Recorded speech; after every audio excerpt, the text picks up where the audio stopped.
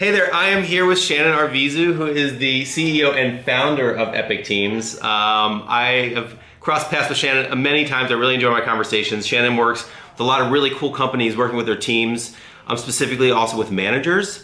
And we've had some conversations, and one of the topics we've hit on is psychological safety, and that's something that it comes up a lot. It's one of those terms that gets used a lot, but what does it mean? So I want to have a quick conversation with Shannon to talk about that. So first, thank you.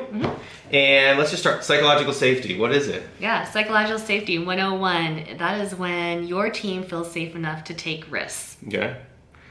So what does that actually mean? Yeah. It means that everyone is learning and growing, and that they're committed to learning and growing together.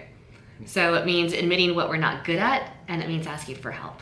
Got it. And I know we're talking managers, and a lot of your work is around managers. If you were to be talking to a manager and a manager just came to you and said, like, I'm really interested in this, like, what is a tip or two tips on how can I bring more psychological safety to my team to help us grow and be willing to take more chances, what would you say to that manager?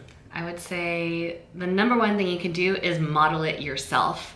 And a great way to do that is to admit to your team members, hey, there is something that I'm not perfect at, and I'd love your help in getting better. So there's a way to do that I propose to all my managers to embrace. It's called Feed Forward, and it's something that was proposed by Marshall Goldsmith, and you can do it today. Very simple. You just say, hey, I'm working on getting better at X, and I was curious if you had a couple suggestions to help me in the future. Awesome. And I'm gonna ask one final question. You know, we were really big in here at Culture Amp and you as well, this idea of kind of culture first and putting culture first in your organizations.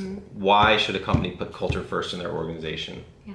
So your culture is quite simply the language that you use, the behaviors that you use, and the way that you think about the work that you do. And when you get your language and behaviors aligned around learning and growing together, you actually increase the performance of your team, and you're able to accomplish so many more things than you ever thought possible. Awesome. Well, thank you, Shannon, so much for taking a minute, and always excited about your work. Sweet. Cool. Doing it. Awesome.